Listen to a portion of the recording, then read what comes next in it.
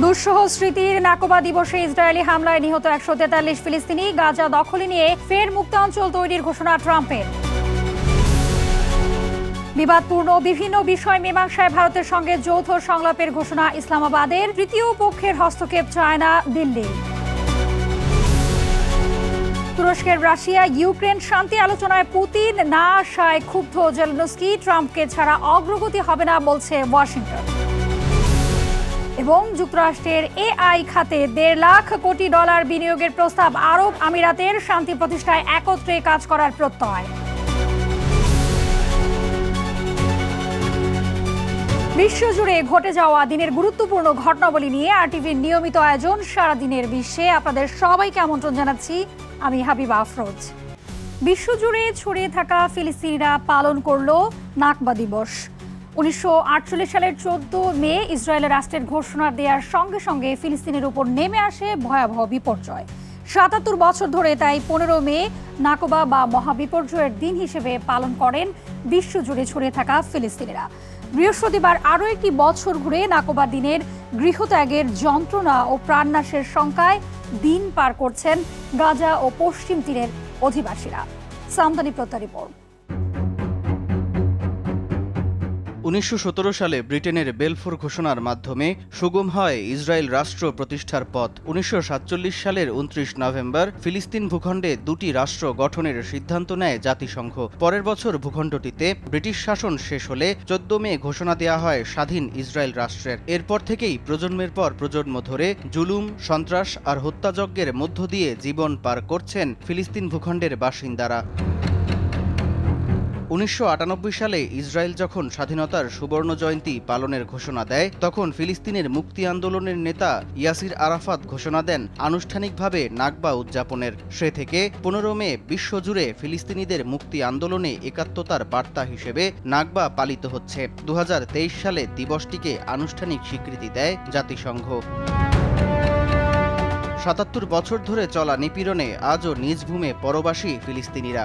জাতিসংঘ সহ বিশ্বমহলের বিভিন্ন চাপ উপেক্ষা করে অঞ্চলটিতে তীব্র হচ্ছে ইসরায়েলি নৃশংসতা। দীর্ঘ যুদ্ধ, খাবারের অভাব, মৃত্যুর সঙ্গে লড়তে থাকা গাজা ও দখলকৃত পশ্চিম তীরে নাকবার স্মৃতি এখনও তাড়া করছে সেখানকার বাসিন্দাদের। যখন ইসরায়েল আমাদের দেশে এসেছিল তখন তাদের লক্ষ্য ছিল বিদেশি শক্তির সহায়তায় ফিলিস্তিন দখল করা। সেই সময় আমরা গ্রেট ব্রিটেনের চাপের মুখে ছিলাম। আজও ইসরায়েল বিদেশি দেশগুলোর সাহায্য পেয়ে আসছে, ঠিক যেমনটি তারা অতীতে পেয়েছিল। দিবসটিতে ফিলিস্তিনের গাজা ভূখণ্ডে বিক্ষোভ করেছেন বাসিন্দারা। বিক্ষোভ হয়েছে দখলকৃত পশ্চিম তীর, রামাল্লা সহ বিভিন্ন স্থানে। সংহতি জানাতে এদিন বিক্ষোভ হয় নিউ ইয়র্ক, জার্মানি, স্পেন সহ বিশ্বের বিভিন্ন দেশেও।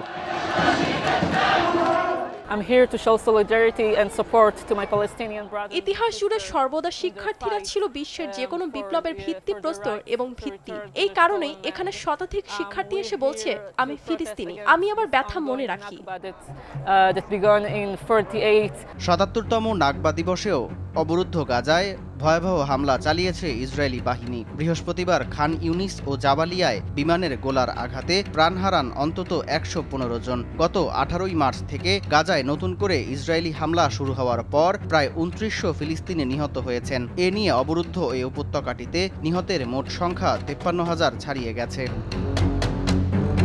সামদানি প্রত্যয়, আরটিভি। এবার অন্যান্য প্রসঙ্গ। বিবাদপূর্ণ বিষয়গুলো মীমাংসায় ভারতের সঙ্গে যৌথ সংলাপের প্রস্তাব দিয়েছেন পাকিস্তানের পররাষ্ট্রমন্ত্রী ইসহাক দার। বৃহস্পতিবার দেশটির সিনেটে এই কথা জানান তিনি। ইসহাক দার বলেন, দুই দেশের সামরিক প্রতিনিধিদের মধ্যস্থতায় যুদ্ধবিরতি হলেও চলমান সংকট সমাধানে রাজনৈতিক পরিসরে আলোচনার প্রয়োজন।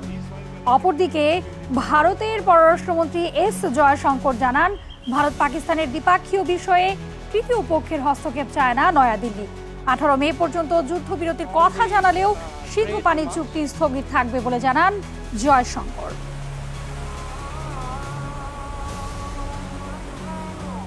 ভারত পাকিস্তান যুদ্ধে বিশ্ববাসীর নজর কেড়েছেন পাকিস্তান বিমান বাহিনীর সবচেয়ে চৌকস নারী পাইলট আয়েশা ফারুক। পেহেলগাম ইস্যুতে পাকিস্তানের বিরুদ্ধে ভারতের অপারেশন সিঁদুরে ব্যবহৃত অত্যাধুনিক যুদ্ধ বিমান ভূপাতিত করেন তিনি।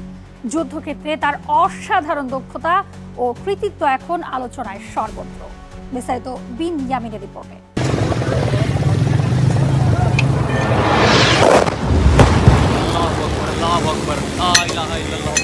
কাশ্মীরের পেহেলগামে হামলা ঘিরে পাকিস্তানে বিমান হামলা চালায় ভারত। এই হামলায় শক্তিশালী আকাশযান হিসেবে পরিচিত ফ্রান্সের নির্মাণ করা অত্যাধুনিক যুদ্ধবিমান রাফাল ব্যবহার করে ভারতীয় সেনারা। তবে এই হামলা প্রতিহত করে এসব বিমান ভূপাতিত করার খবর জানায় বিভিন্ন আন্তর্জাতিক গণমাধ্যম। উঠে আসে রাফাল ধ্বংস করা পাকিস্তানি নারী পাইলট আয়েশা ফারুকের কথাও। বাহাওয়ালপুরে জন্মগ্রহণ করা আয়েশা বাবাকে হারান খুব ছোটবেলায়। প্রতিকূল সামাজিক ও পারিবারিক পরিস্থিতিতে বড় হন মায়ের কাছে। ছোটবেলা থেকে পাইলট হওয়ার স্বপ্ন দেখলেও পাকিস্তানের রক্ষণশীল সমাজে বিমান বাহিনীতে জায়গা করে নেয়া তার জন্য ছিল বড় চ্যালেঞ্জ। এক ইন্টারভিউয়ে আয়েশা জানান, বিমান একাডেমিতে ভর্তি হওয়ার পর বিভিন্ন কটূক্তি ও অবজ্ঞার মুখোমুখি হতে হয় তাকে। তবে সেসব কটাক্ষকে জয় করে দৈনিক 14 থেকে 18 ঘন্টা পর্যন্ত প্রশিক্ষণের মাধ্যমে নিজেকে প্রস্তুত করেন আয়েশা ফারুক। গেল 6 মে মধ্যরাতে ভারতীয় বিমান বাহিনীর রাফাল জেট পাকিস্তানের আকাশসীমা অতিক্রম করলে 27 সেকেন্ডের সফল ক্ষেপণাস্ত্র হামলায় সেটি ভূপাতিত করে সাহসিকতা ও দক্ষতার নজির স্থাপন করেন আয়েশা। বর্তমানে পাকিস্তান সেনাবাহিনীতে 316 জন নারী সেনা কর্মরত আছেন। এর মধ্যে যুদ্ধপ্রস্তুত ফাইটার পাইলট হিসেবে যোগ্যতা অর্জন করেছেন মাত্র 5 জন। তাদের মধ্যে আয়েশাই একমাত্র যিনি সরাসরি যুদ্ধে অংশ নিয়ে সফলভাবে একটি আধুনিক যুদ্ধবিমান ধ্বংস করেন। প্রমাণ দেন সমর ক্ষেত্রে নারী সেনাদের সক্ষমতারও। বিন ইয়ামিন, আরটিভি। পুতিন জেলেনস্কি ছাড়াই রাশিয়া ইউক্রেন যুদ্ধ নিয়ে শান্তি আলোচনা চলছে দুই দেশের প্রতিনিধি দলের মধ্যে। 3 বছরের মধ্যে এটি দুই দেশের মধ্যে প্রথম সরাসরি শান্তি আলোচনা। এর আগে যুদ্ধ বন্ধ নিয়ে রাশিয়ার সঙ্গে আলোচনা করতে তুরস্কে পৌঁছেন ইউক্রেনের প্রেসিডেন্ট ভলোদিমির জেলেনস্কি। তবে পুতিন না এসে প্রতিনিধি পাঠানোয় রাশিয়ার কঠোর সমালোচনা করেন তিনি।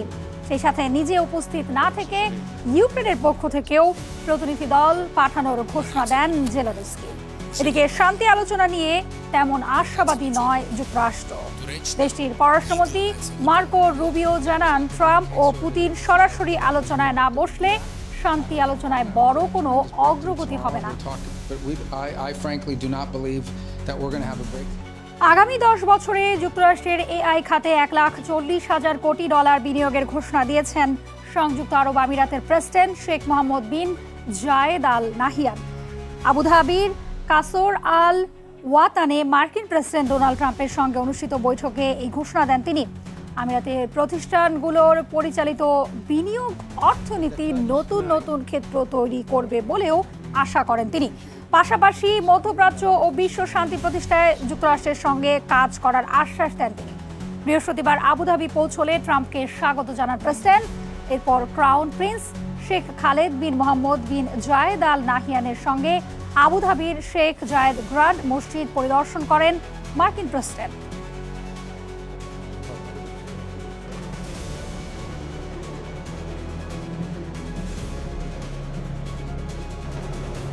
সম্প্রতি মার্কিন প্রেসিডেন্ট ডোনাল্ড ট্রাম্পকে বিমান উপহার দিতে চেয়েছে কাতারের রাজ পরিবার। উপহারটিকে ট্রাম্প স্বাগত জানালেও যুক্তরাষ্ট্রের বিরোধী দল থেকে শুরু করে তার কট্টর সমর্থকরা পর্যন্ত এর সমালোচনার মুখর। অনেকে একে আখ্যা দিয়েছেন ঘুষ বা উচ্চ পর্যায়ের দুর্নীতি হিসেবে। পাশাপাশি যুক্তরাষ্ট্রের সংবিধানেও এমন বিধান নেই বলে জানিয়েছেন সমালোচকেরা। বিস্তারিত অর্ণব প্রসাদের রিপোর্টে। যুক্তরাষ্ট্রের প্রেসিডেন্ট ডোনাল্ড ট্রাম্পের মধ্যপ্রাচ্য সফরকালে উপহার স্বরূপ $400 মিলিয়ন বিমান উপহার দিতে চেয়েছিল কাতার রাজপরিবার। সম্প্রতি এটি গ্রহণে নিজের সম্মতির কথা জানিয়েছেন ট্রাম্প। উপহারটিকে যুক্তরাষ্ট্রের জন্য বড় অর্জন হিসাবে মনে করেন তিনি। তবে তার ইচ্ছার বিরুদ্ধে সরব যুক্তরাষ্ট্রের রাজনৈতিক অঙ্গন। ট্রাম্পের রাজনৈতিক প্রতিপক্ষ ডেমোক্র্যাট পার্টির অনেকে পদক্ষেপটিকে ঘুষ কিংবা উচ্চ পর্যায়ের দুর্নীতির উদাহরণ হিসাবে দেখছে। বিমান ইস্যুতে ট্রাম্পের সমালোচনা করতে ভুলেনি তার কট্টর সমর্থকরাও। ডেইলি ওয়্যারের বক্তা বেন সাপিরো উপহারের পিছনে হীন উদ্দেশ্য রয়েছে বলে মত দেন। শুধু ট্রাম্পকে খুশি করতে নয়, দ্বিপাক্ষিক উপায়ে নিজেদের পকেট ভারী করতে কাতার এমন উদ্যোগ নিয়েছে বলে মনে করেন তিনি। আবার অনেকে আন্তর্জাতিক সন্ত্রাসবাদে কাতারের অর্থায়নের অভিযোগ এনে ট্রাম্পকে উপহার গ্রহণে নিরুৎসাহিত করেছে। ফক্স নিউজে দেয়া বক্তব্যে মার্ক লেভিন কাতারকে সন্ত্রাসী রাষ্ট্র হিসাবে আখ্যা দেন। কেন্টাকির রিপাবলিকান সিনেটর র্যান্ড পল কাতারের উপহারের পিছনে অসঙ্গতি থাকায় এটি গ্রহণে ট্রাম্পকে বারণ করেন। ট্রাম্পের সমালোচনা করতে ভুলেনি যুক্তরাষ্ট্রের মূলধারার গণমাধ্যমগুলো। ট্রাম্প প্রশাসনের তোষামোদকারী গণমাধ্যম নিউ ইয়র্ক পোস্টও তাদের প্রকাশিত সম্পাদকীয়তে ট্রাম্পের ইচ্ছার সমালোচনা করেন। তারা উপহারটি গ্রহণ না করতে ট্রাম্পকে আহ্বান জানায়। অন্যদিকে রাজনীতি বিশ্লেষক ও রিপাবলিকান ন্যাশনাল কমিটির সাবেক যোগাযোগ পরিচালক ডগ হেই মনে করেন ট্রাম্পকে উপহার দেওয়ার মাধ্যমে ভবিষ্যতে লাভবান হতে চায় কাতার। এদিকে ট্রাম্পের উপহার গ্রহণের সিদ্ধান্তে বাধা হয়ে দাঁড়িয়েছে দেশটির সংবিধান। কেননা যুক্তরাষ্ট্রের সংবিধান অনুযায়ী কংগ্রেসের অনুমতি ছাড়া দেশটির নির্বাচিত কর্মকর্তারা বিদেশি রাষ্ট্র, রাজা বাদশাহ ও যুবরাজের কাছ থেকে কোনো উপহার নিতে পারবেন না। আরেকটি ধারা অনুযায়ী প্রেসিডেন্ট তার বেতনের বাইরে কোনো উপহার গ্রহণ করতে পারেন না। তবে অতীতে কংগ্রেস বিদেশি রাষ্ট্রের কাছ থেকে উপহার নেয়ার অনুমোদন দিয়েছিল। 1877 সালে ফ্রান্সের দেয়া স্ট্যাচু অব লিবার্টি গ্রহণের অনুমতি দিয়েছিল কংগ্রেস।